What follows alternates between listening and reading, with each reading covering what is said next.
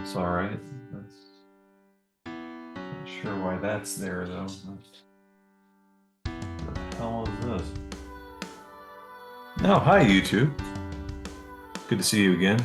In today's episode, I have a laid-back, ramshackle conversation with Serra Petale from Los Bitchos. Sarah is a fascinating person, as is the band. Hard to describe their sound. It's very upbeat and fun and sparkly, but the members are pulling from all different kinds of influences, heritage-wise even.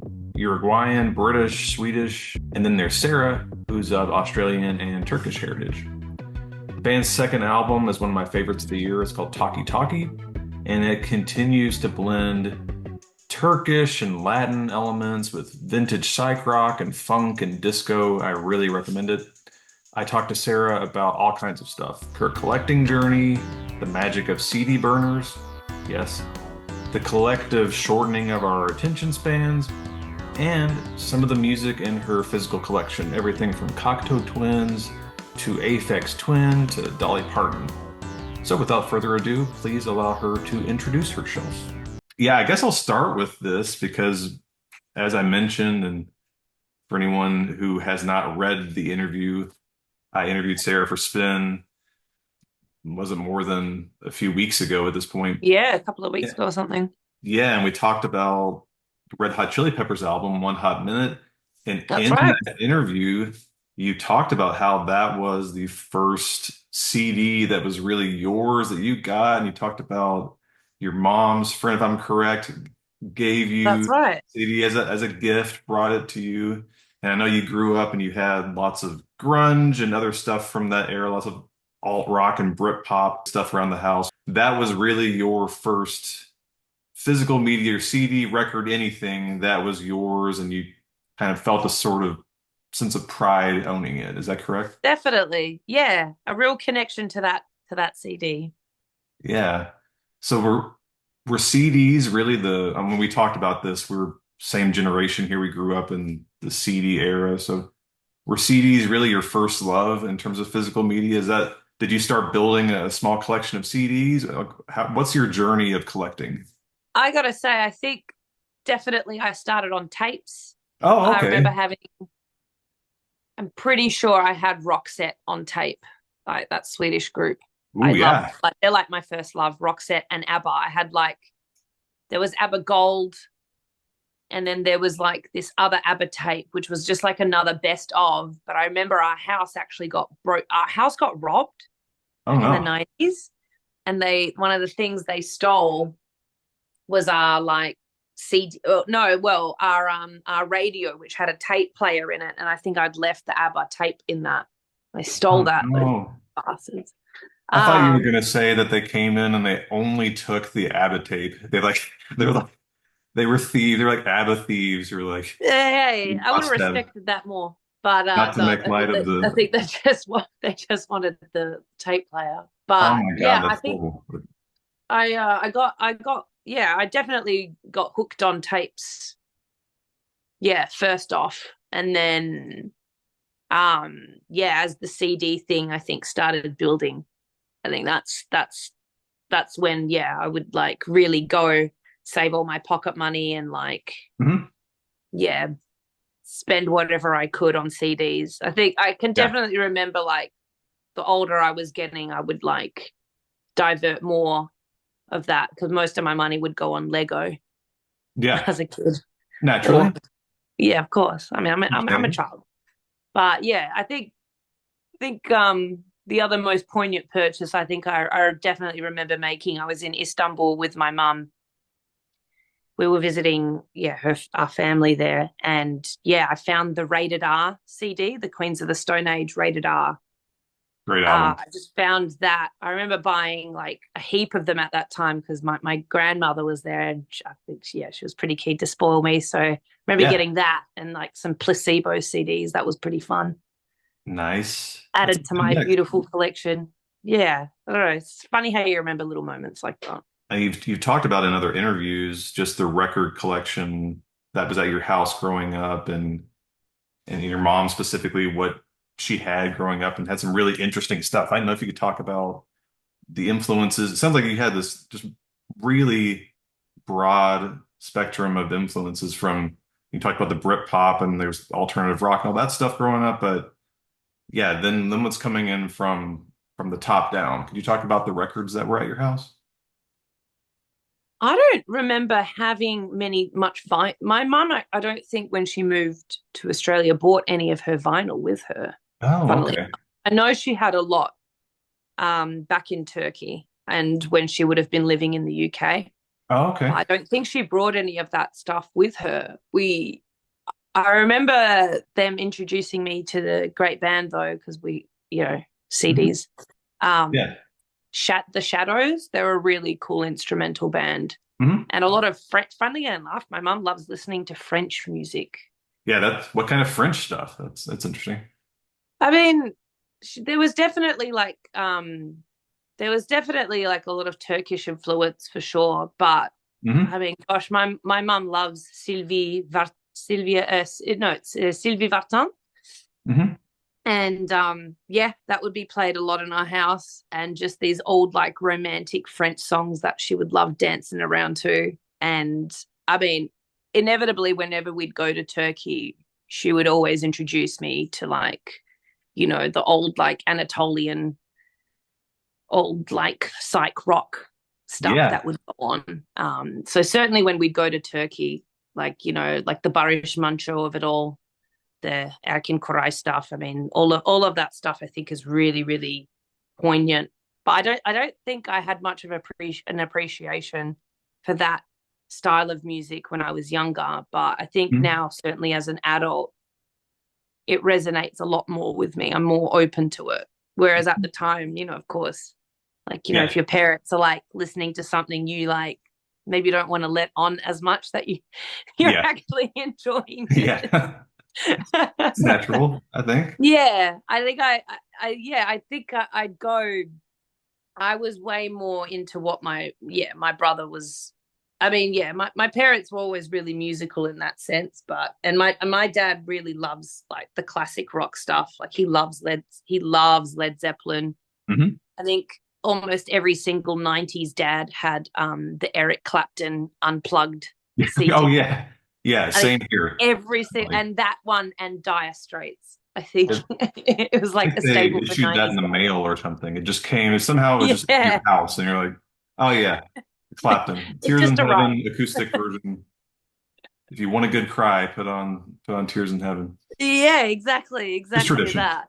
Exactly that. I remember, yeah, he had that. Oh, and that one and Chris Isaac. Oh, okay. Yeah, yeah. Yeah, yeah, yeah, the I think Wicked my Games. mom was more of the Chris fan in my house, but maybe she just thought he was handsome. I don't know, but Oh, I and do. he was. I He mean, was. in her defense, gorgeous, gorgeous fellow. Growing up, I was so. I mean, yeah, I still really, really look up to my brother, and because he's like a lot older than me, he's 9 years older than me, so anything he was listening to, I was just eating up. Yeah. So yeah, we had loads of Alice. I think he was super into Alice in Chains. I mean, I love it. They're like one of my favorite bands. But Alice in Chains, Nirvana, Silverchair, which is like your Aussie band. And then Oh, yeah, all of the Blur, anything that Blur released, my brother had. I'm pretty sure. Any like even the weird special edition stuff, he was like, "Oh my god, I found this in the CD shop today." I'd be like, nice. "Yeah, I'm nice one, glad to man." hear a reference to Silverchair, by the way. I love that band. I will admit I only had, Music, I think the first two out. I had the first one with the frog on it. I can't, Frog Frog Stomp. Stomp. Okay. That one was so good. And I'm sure they Oh, had lots of good stuff. I think I had the second album. I don't remember much about it, I have to admit. But I know I liked it at the time. But yeah, I remember trying to learn Tomorrow, is that the name of the big classic. song? Yeah, yeah, yeah. I I remember love that learning song. that on guitar when I was like first learning to play guitar. Like, yeah, I guess that would have been a little bit of a throwback at the time I started playing. But yeah, that's a just wanted to say my appreciation for mentioning Silverchair. Absolutely. Don't What a hear their band. name mentioned a lot. Yeah, so good. And Daniel Johns is an amazing, like not only an amazing vocalist, but yeah, he's an incredible, incredible songwriter. Like really, Absolutely. really good stuff. And they were so young. They were children. Yeah. Yeah, I learned that later. I They was like, released that. Like what the hell? they were children. Yeah, Like, yeah. Sometimes people say that and it's like, oh, they're 22. I was practically a child. No, nah, they were in school essentially. Like yeah, that's like wild. 13 or something. Yeah, that's insane. So yeah, Wild. let's look at your collection. Can you give me a tour of your setup, what you have back there? Anything Well, you I mean, look, we're here. We live in London, so we got a Yeah.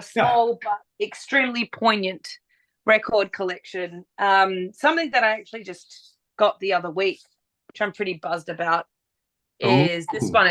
It's a Buena Vista Social Club, great album.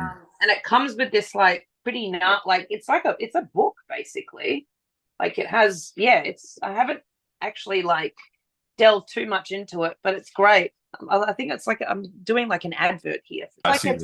25th anniversary Yeah. edition. But yeah, it's got like I think this even actually comes with like CDs in it. I'm pretty sure because it says CD on it. I don't know, Slick but yeah, looking that's one I collection. picked up last week. That would be the newest one. That one, and I think this Todd. I don't know if this guy hit Oh, over I in the. love that album. That's a This great is album.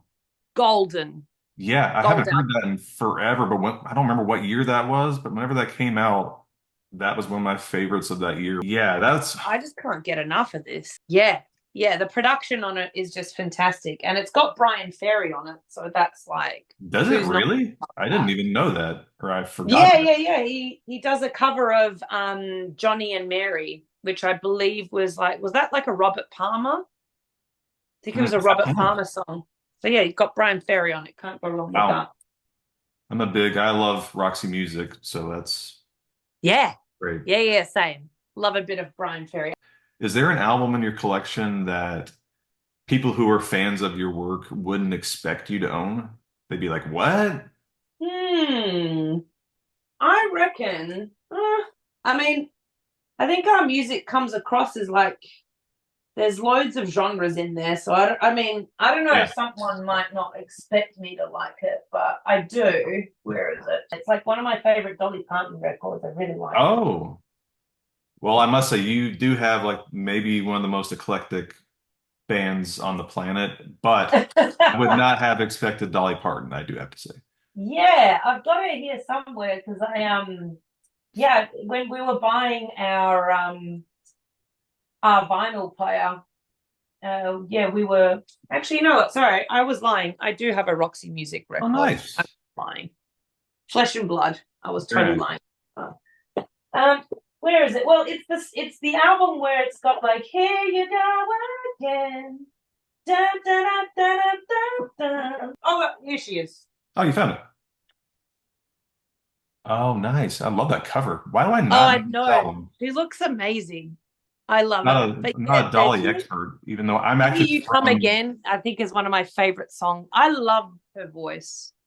I beautiful. love her Yeah. songwriting. I think she's amazing. But yeah, Here You Come Again.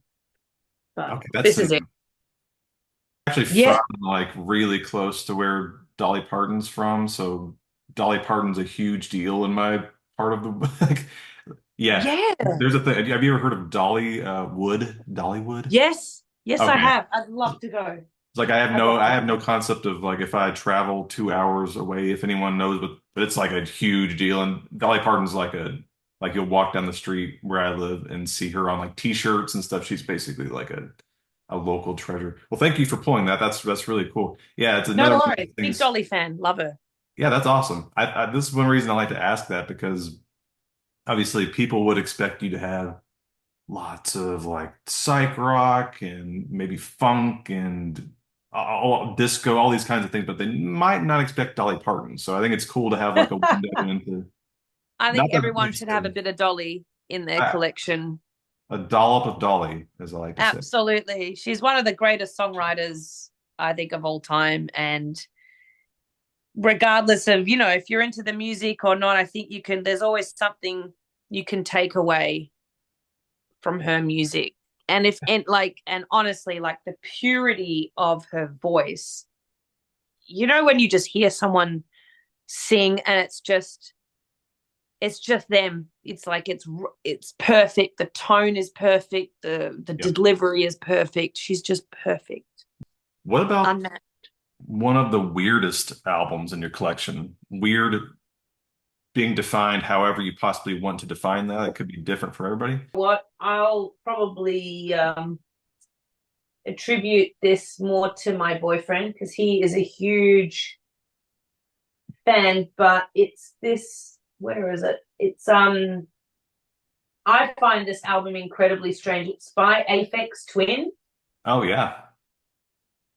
I This don't, guy. what's the name of that album? I know Aphex Twin, but It's not just it's just the name of it is Ambient Works okay. 85 to 92.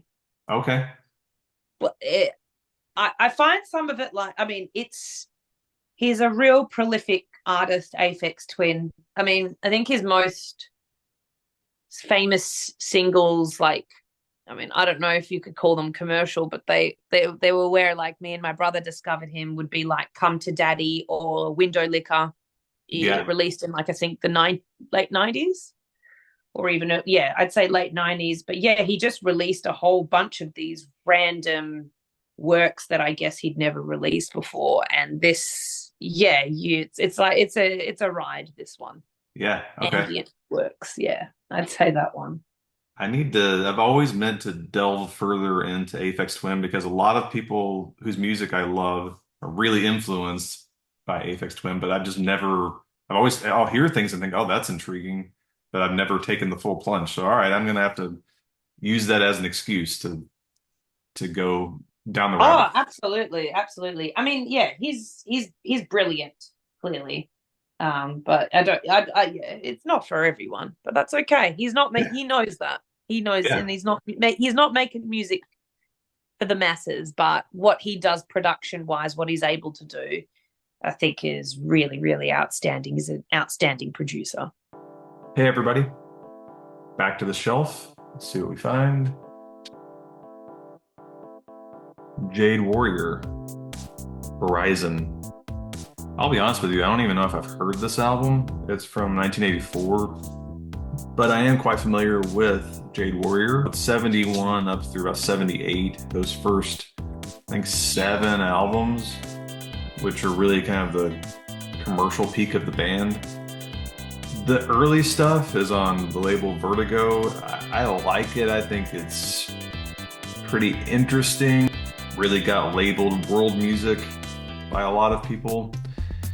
And there's saxophone and flute on a lot of it. It has some nice textures. It's just kind of all over the place and doesn't really like hold up that well to me. But it was very influential. And by the time we get to 1974, this album, Floating World, that's where things start to get a lot more interesting to me. I don't know if part of it is just to do with budget, but I really think it's just their sound cohered and they really knew what they were trying to do. There's still those kind of multicultural things happening, but they also start to get into this ambient stuff. And you can really hear the kind of connection to what's happening with Brian Eno around that same time. They drop those really corny vocals, which I think brought a lot of the early stuff down.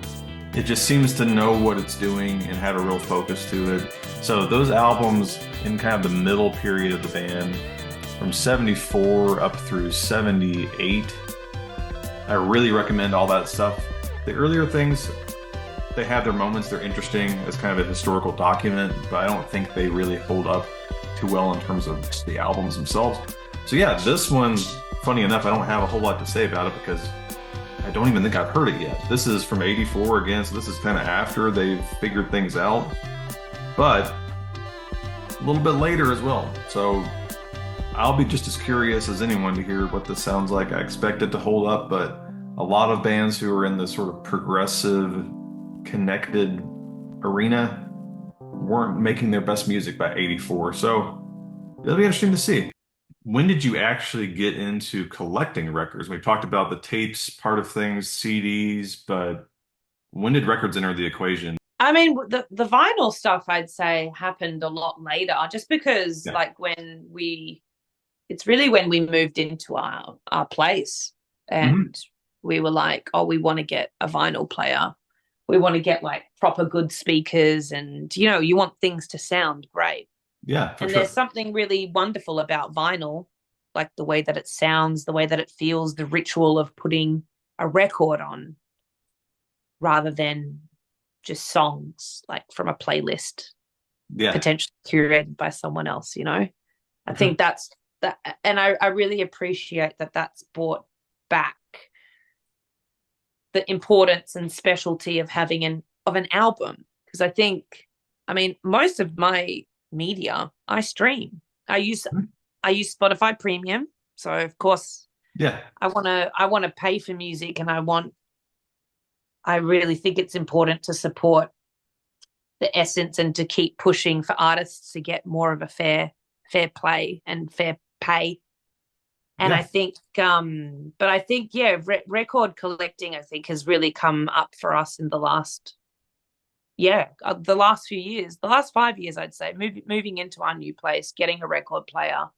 Because you'd have records before that, but they just become like a little art piece. But yeah, I want to hear it, I want to play it, and I think vinyl is a really, I mean, CDs as well, but it's just the format of, like, your laptop doesn't even have a place to plug the CD in. People aren't really sent like CDs.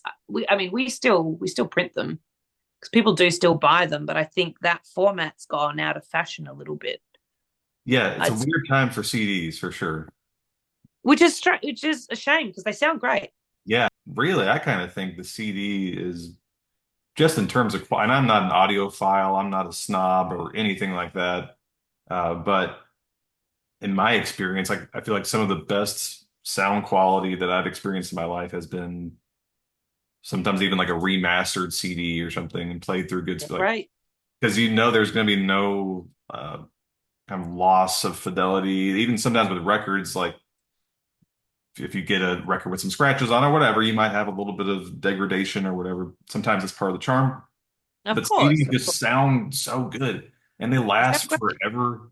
You can have, I still have CDs from when I was like 8 years old that still sound perfect. So yeah, that's weird though, because there's really not a great place, like you said, to play them. I'm lucky because my car, the last car that I bought, just happened to have a CD player in it. And I'm like, Oh, this is good. probably the last car I'm gonna buy where that's a thing. I'm sure like this is already like, really? You still have a CD player? But I was like, oh great. Now I can have an excuse to like make myself play my CDs. But And yeah, and how good were like mix CDs that like you used to make like back in the day, like a whole mix, like instead of a mixtape, mix CD mix with all like you can have like 50 songs on it if you get like lucky with enough, get a CD with enough space. yeah, you get I like love 80 I love minutes. that. I don't know. I remember doing some really weird stuff trying to cram like multiple albums. And then you try to write on the CD what albums are Yeah, on it and you run out of space. You're like, ah, screw it. yeah. Did I'll you ever remember get what. into, did you have like a CD burner? Did you ever get into like Hell yeah, putting stuff? I even at one point would, hell this yeah. sounds so ancient, it sounds like 100 years old. Remember like printing off at my family's house had like, there was like these little templates where you could design your own, basically like, did you ever do that? And you'd lay it on the CD. So it'd be Yes. like a pair of headphones or something. You're like, oh, that's badass. And then you'd Ryan's Mix Volume 2, the Rock Edition or Hey something. man, those are good times. I look back on those times fondly. I do too. Fondly. Great Those, times. Certainly not doing that anymore. Now I'm just being like, oh, maybe I'll make a playlist. yeah, yeah. What streaming playlist can I do? I Yeah, think it that's doesn't have the time. same charm, but has this. It's very convenient. Yeah, that's the thing. Even though I'm doing this show about collecting, I mean, I don't think any of us are beyond, even those of us who collect obsessively. The convenience of streaming, it's just a part of life. I mean, I couldn't do my job if I didn't have it because, I'm streaming most of the new albums I'm listening to, all that. So I think it's a good diet of Absolutely. all this stuff. You got to have a balance, I think, if I think so. But when I'm at home, I listen to records at home because I yeah, have the medium to do so. same And I here. have, yeah, and I'm in the I'm in like more of a mind space, I think, as well, to be like, I can go ahead, listen to a full album, and I don't even have, not all albums, you know, are just like have songs that every single one you want to hear. Yeah. Some albums you're gonna have like maybe three songs that you really like, and the rest you're like, eh. But I think a real positive thing about vinyl is like you don't you can skip songs, but not really. Yeah. Like you can't just go, skip, Yeah. skip. Even with a CD, you could do that, but you can just listen to that album and whatever it is. Yeah. I've talked about this in a couple of these so far about, but not quite in this way. But you bring up a great point that, especially with vinyl, it is a physical act. I have to go pick up the needle, I have to move it. Sometimes you're on the couch and you're like, I don't think I'm being really lazy. I don't want to do that. So it forces you physically to listen maybe to a song Yeah, you would have skipped if it was on streaming. You might have been like, that one's like a 6 out of 10 for me. I'm gonna skip it. But you might be like, no, I'm gonna listen because this is a ritual. This is a thing we're doing. We're not watching a movie. exactly. We're listening to a record.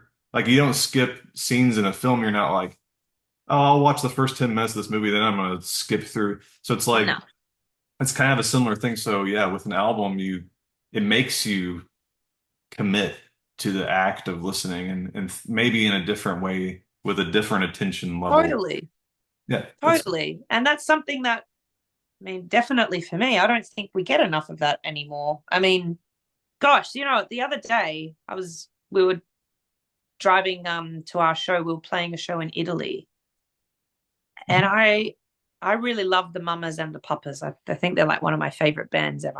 I think, yeah, just brilliant, brilliant. Melt like the harmonies are outstanding. The songwriting's really like it's great. And I was like, you know what? I'm actually just gonna listen to this whole entire album. It's like that classic one. I think it's their most famous one, like the one where they're all in the bath. yeah, It's got yeah, like California Dreaming on it and Monday Monday. And I listened to the whole entire album. And like even with me, I'm like, I had an impulse with like one or two songs. I'm like, I don't like this one that much. But I was like, just wait. 1.5 minutes. They're short. Wait. yeah, Just wait. I actually had to like train yeah, myself to be like, just wait. You can go to the next one. And yeah, but it's so easy. So easy. yeah. We have this like the YouTube skip function in our heads or something all the time. Yeah. Like because our attention spans these days are just so short that we're just like, ah, Yeah, it's not perfect. I want that. I want that. And it's like exactly. it does that for me because my brain is like that. It goes a million miles a minute. So it actually putting an album on makes me settle. And I have to, even sometimes I'm listening to an album and I'll pull out my phone and I'm like, why am I on my phone? When I'm like, and my wife, credit to her, she'll be like, what are you doing? And I'll be like, I'm looking up the band. I'm just looking. And she's like, but why are you doing that? I'm like, yeah, I don't know. I'm not I don't sure. know. Yeah. So Like it's such a, it's like you want an information overload. I yeah, do that. yeah, Or like my worst one that I'm really trying to get out of is like if I'm watching TV, I am like, why am I on my phone while yeah, I am watching TV? If I want to be on my phone and do some doom scrolling, that's my prerogative. But let yeah. me go somewhere else and do that. I Like, have my doom scrolling in my private time. That's yeah, This is doom scrolling time. exactly. Separated. And I'm with you. I do the same thing. It's like I have to be doing three things at once. So It's crazy. It doesn't make much sense. But I think these types, like I said, like these types of, I mean, this is an old medium, the essence of playing a vinyl. And I yeah, think there's something really nice about going back to those types of times when we had less stimulation, less options for stimulation. This was the stimulation. yeah, And you just sit there, maybe even with like headphones on, and you just listen to an album and just listen and absorb what's in the album. I yeah. think that's great.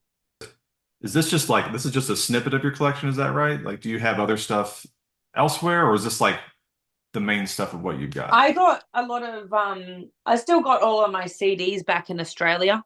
Okay, that's why I was curious. I know you had some CDs, but But yeah, I don't think I brought many of those. I got some tapes. A lot of them are my own tapes, to be honest, because like we put out a bunch of tapes, like I don't know, yeah, 2018, 2017, 2018. You know, there was that little tape yeah, resurgence. yeah. But this is like just a little snippet of what we got in London. But Okay. we got more Yeah. back in Oz, but Do you guys ever go like record shopping, CD shopping, anything on tour? Have you ever had any cool like finds on the road? absolutely, absolutely. I mean, we do. I mean, even especially if we like the do like the in-store sessions at the actual record store as Oh well. yeah. I think it can be pretty cool. But man, it's tough to like. Not gonna lie, it's tough to transport those records around you.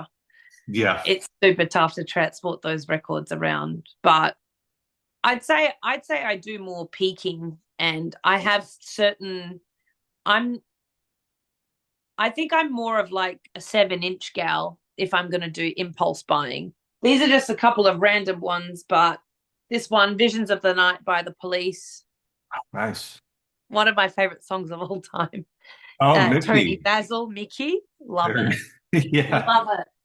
And then I think there's like yeah, I don't know if this band ever hit the US, but Bananarama, Oh yeah. What's the huge Bananarama song? Venus. Like she's got it. Oh Yes, yeah. baby, she's got it. Um, yeah, I think if I'm going around, I'll probably be more likely. Oh, actually, to pick up a 7-inch, and then there's obviously this one. You would know this one, I assume. She Debbie was Gibson. very Debbie What- Gibson. She was like, yeah, your classic '80s teen star. I know that song, but it's like one of those things I can't place it until I hear a snippet of the melody, and I'm not It's Debbie. going to on the spot. Ah, this song is outrageous. I think she actually produced it as actually produced by Fred Zappa. Anyway, she had a big hand in producing, and obviously she writes, and Yeah. that's like 15, 16-year-old Debbie Gibson. The bass guitar is outstanding. Why I'm totally Outstanding. blanking. I was going to ask to play a game where we pull stuff off the shelf at random, but you literally just did that, so we crossed that off the list. That's perfect. It's also cool. I haven't had anyone talk about 7 inches either, so that was a cool thing to Oh, I love me a mention. 7-inch. Well, like I said, it's like I love, I don't always love people's albums. Yeah, That's yeah. how it Sometimes, is. It's all right. That's cool. But man, sometimes they can make a wicked single. yeah. Especially with, I mean, for me, this is a me thing potentially, but I love like I said, my taste gets a little esoteric, and I love a lot of progressive rock and psychedelic stuff and experimental whatever. But then Mm, I love like pop songs that just extremely as same. pop capital P. But I don't always love the album. But so it's like Yeah. if I'm looking at my year-end lists, my geeky whatever, it'll be a top 10 albums of whatever these kind of avant rock weird bands, but then the songs will be just like a bunch of pop songs. So I think that's the thing for me. Yeah, I should start collecting 7 inches now. I've never thought about that. 7 inches are. I mean, I I love the idea of that because it's like it's kind of just like you're streaming. It's like I like that song, so I can just play that. It's like Yeah. singles back in the '90s. Just buy the single, Oh yeah, did you play have it over and a over again. singles collection? Did you have a CD? Yeah, Oh, I didn't even think this is a whole topic. yeah. I wonder, How I good don't was even that? You have get like many a of little them. crazy B side and some remixes on that. It's Oh, great. this is taking me back. I used to go, there was a store, there was a Sam Goody. I don't know if you ever encountered a Sam Goody back in the day, but later known as FYE. But there Oh was yeah. Sam Goody, and it was near my town, and I would go and just rifle through the CD singles. I remember they were so cheap. Yeah, so many B-sides. I remember thinking like, is no Yeah. one else buying these things? Because it would be the same ones, and I'm a huge Radiohead fan, and they had the most amazing B-sides. And Yeah, exactly. You can find some real gold on those B sides as well. and now I'm so glad I bought them because you basically can't find those things. It's like they're collector's items Exactly. now. So Exactly. it was all that's what I tell myself. All the money is Yeah. Well, I'm glad you did. yeah, yeah, for sure. Sarah, I was going to ask you to sort of sum up your feelings about physical media and why people maybe should buy or why you still should buy? Besides obviously supporting the artist, that's a huge thing. And any parting words about that stuff? I mean, you know what? I think it could be different for everyone, but I think there's definitely something special about remembering a time when you bought something or you just got something, or if someone got it for you, or Hmm. you've listened to it and then it's like when we were talking about like One Hot Minute, for instance. Yeah. I mean, that was just like that was a present, but you never know like how it's gonna change, or what type of memory it's going to create for you, or how poignant, you buying that vinyl or that CD is going to be for you in the long term. I mean, you might not like it, might really like it, Hmm. but I think physical media, of course, it's just the most wonderful way to get to know an artist. Whether you like the album or not, that's okay. That's cool. Yeah. That's definite. It's anyone's prerogative to like or not like something, but it's a good way to get to know them and see if you like where that artist is at the time. Because yeah, you can have the media, you can have the whole album. And also I think a huge part of it as well, it's like, I mean, with Cocteau Twins and stuff, it's like it's artwork. Hmm. Like it's the actual notion of like art. Oh, yikes. That just totally fell out. That's hilarious. Perfect timing. This is what I prepared earlier. The But it's dangers like of it's physical actually media. having that artwork, Yeah. like I think I think just holding it, having those little inserts, that Hmm. stuff can kind of get lost in streaming. Like even for our stuff, like we have an insert in our latest album where it's like it goes into the songs, it's like, Yeah. what does this song mean? Like, what was this like? Where was this song recorded? Or like, what does this song mean to us?